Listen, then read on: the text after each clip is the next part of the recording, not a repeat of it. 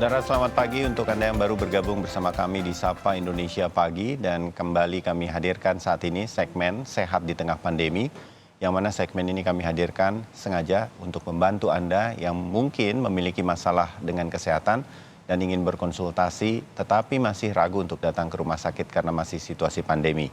Silakan sampaikan pertanyaan Anda melalui akun Instagram kami di @sapa_Indonesia_Kompas TV. Kemudian bisa juga melalui sambungan telepon kalau kami buka hari ini. Nah, hari ini bersama Dr. Sandi Nugraha, seorang dokter spesialis anak. Selamat pagi, Dr. Sandi. Salam sehat. Salam sehat, selamat pagi Mas Dulu, selamat pagi pemirsa Sapa Indonesia Pagi. Ya, terima kasih. Dok, kita langsung ya membacakan pertanyaan-pertanyaan yang hadir di Instagram. Netizen yang pertama, @andirajaya.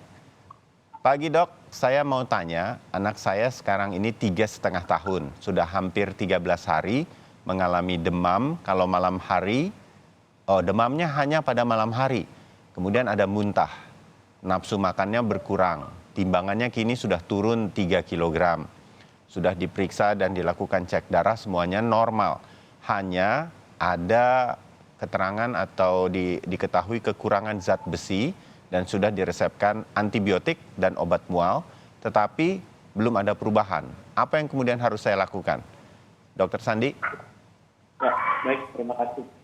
Kalau melihat dari keluhannya yang sudah berjalan kurang lebih 13 hari, dan mungkin hari ini mungkin sudah 2 minggu ya, hampir setengah bulan lah ini kalau secara orang awam lihatnya. Kalau saran saya, satu, sebenarnya saya harus tahu kapan diperiksa darahnya. Yang kedua, tidak ada pilihan lain selain datang kembali ke dokter dan mungkin kita konfirmasi atau kita tanyakan apakah perlu rawat inap. Karena sudah cukup lama ini Mas Bayu. Ya. Karena kalau sudah dirawat inap, terkontrol hari perharinya ya oleh tim kesehatan, kira-kira begitu. Betul. Oke. Dan mungkin bisa dilakukan pemeriksaan penunjang dengan contohnya bisa ada lab lagi yang lain yang mungkin kemarin belum diperiksa. Penyebab terbanyak salah satunya bisa infeksi bakteri. Kemudian bisa infeksi saluran kemih yang mungkin pemeriksaan urinnya belum dilakukan. Dan yang terakhir mungkin bisa dilakukan apabila memang ada keluhan atau gejala di saluran pernapasan, bisa kita lakukan pemeriksaan radiologi. Dan tentunya itu semua setelah dilakukan anamnesis data, pemeriksaan fisik yang dilakukan oleh dokter yang langsung berinteraksi dengan anaknya, Bapak Andi Rajaya. Ya, oke. Karena kalau kondisi tubuh masih ada demam, berarti masih ada sesuatu yang belum ditangani begitu. Itu tanda dari tubuh begitu kan? Ya, begitu ya. Sudah berlangsung hampir 2 minggu. Dan sudah lama berlangsungnya. Ini sudah harus menjadi perhatian untuk kemudian bisa diketahui dan segera diatasi. Itu Pak Andika Jaya ya. Mudah-mudahan bisa diterima saran dari Dr. Sandi Nugraha. Baik, yang kedua sekarang netizen yang ingin bertanya Dr. Sandi, ini Maitala. Dok, anak saya berusia 9 bulan, tapi sampai sekarang belum bisa tengkurap maupun merangkak atau duduk sendiri. Kondisi anak saya selama ini cukup sehat. Kenapa ya dok belum bisa tengkurap, duduk sendiri itu? Tolong bantuannya. Nah, ini pasti sering jadi pertanyaan dan kekhawatiran, apalagi kalau anak pertama. Dr. Sandi, silakan. Baik, mungkin ini butuh waktu cukup panjang ya. Ya. Tapi moga-moga saya bisa singkat.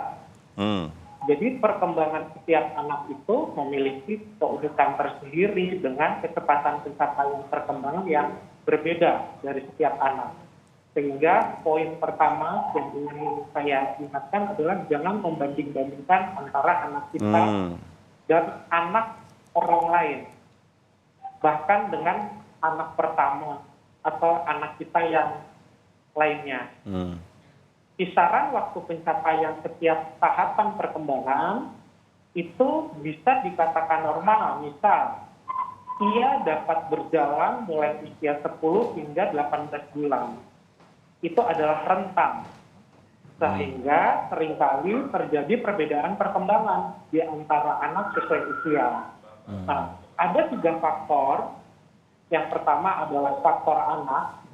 Faktor anak ini adalah keinginan anak untuk bergerak, persepsi, pola gerak, dan keseimbangan yang baik.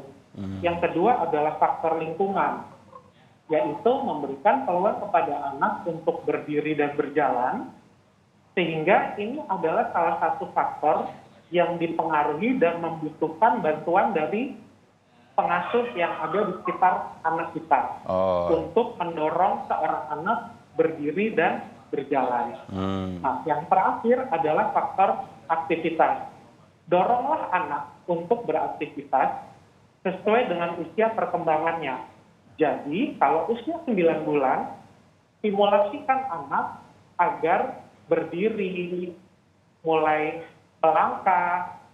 Jangan dibiasakan anak umur 9 bulan sampai 12 bulan untuk sering-sering ditaruh di stroller. Hanya duduk saja, hanya digendong saja. Ulang stimulasinya dengan cara lain, misalnya adalah meletakkan mainan. Dan kemudian insya Allah nanti anak tersebut akan tertarik, kemudian mencoba meraih. Dengan stimulasi yang berulang-ulang, dengan stimulasi yang tiap kali terus-menerus dipaparkan, harapan kita adalah seorang anak dapat bertumbuh, berkembang sesuai dengan usianya. Jadi penting stimulasi atau rangsangan agar anak bertumbuh kembang sesuai dengan usianya. Kita udah tahu patokan-patokannya. Oh, ini sudah harus mulai bisa merangkak. Ya, biarkan dia merangkak atau kita pancing dia begitu, dan siapkan lingkungannya. Mungkin diberikan tempat busa atau apa segala macam, pagar-pagar plastik sedemikian rupa sehingga dia bisa mengangkat badannya gitu ya.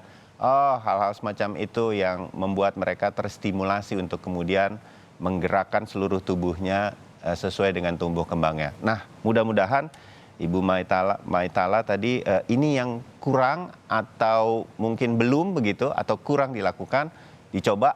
Nah, mudah-mudahan nanti ada hasilnya. Kita tunggu lagi laporannya. Baik. Terakhir, Dr. Sandi, satu netizen lagi, @kuri23. Dok, anak saya sudah suntik campak pertama pada usia 11 bulan 1 minggu, beberapa hari yang lalu ini. Dan saya perhatikan di kulit anak saya muncul kemudian bintik-bintik merah. Cara mengatasi yang aman untuk anak saya bintik-bintik merah ini bagaimana, Dok? Dan apakah ini aman dan hal yang biasa setelah imunisasi campak? Silakan, Dr. Sandi. Ya, baik.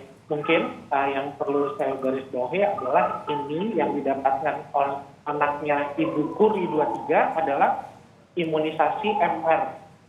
Di mana vaksin MR itu adalah kombinasi antara vaksin campak atau measles dan rubella, MR. Nah, perlindungan yang didapatkan adalah tentunya perlindungan terhadap penyakit campak dan rubella. Kalau ditanyakan apakah itu merupakan efek samping, nah, demam yang cukup ringan, kemudian ruam merah, bengkak yang ringan, dan nyeri di tempat suntikan setelah imunisasi adalah suatu reaksi yang normal, yang insya Allah akan menghilang dalam 2-3 hari. Nah, kemudian apa yang harus dilakukan? Coba kita pantau, apakah bintik-bintik merah itu semakin meluas, timbul ke seluruh badan, bahkan sampai mulut. Tetapi kalau tidak dan menghilang dalam 2-3 hari, insya Allah itu hanya reaksi ringan yang biasa terjadi setelah mendapatkan imunisasi. Oke. Kalau kemudian terjadi yang lebih daripada itu, periksakan lagi ke dokter. Betul, apabila terjadi reaksi yang cukup serius dan itu masuk kategori kejadian ikutan pasca imunisasi, misalnya shock anafilaksis, anaknya mengalami kesulitan bernafas, merah-merah, bengkak-bengkak, segera datang ke fasilitas kesehatan terdekat. Oke, baik. Itu ya, mudah-mudahan Ibu Kuri 23 ya dipantau. Kalau memang cuma dalam 1-2 hari ini menghilang lagi, Insya Allah itu hanya dampak minimal dari sebuah imunisasi. Mudah-mudahan itu yang terjadi.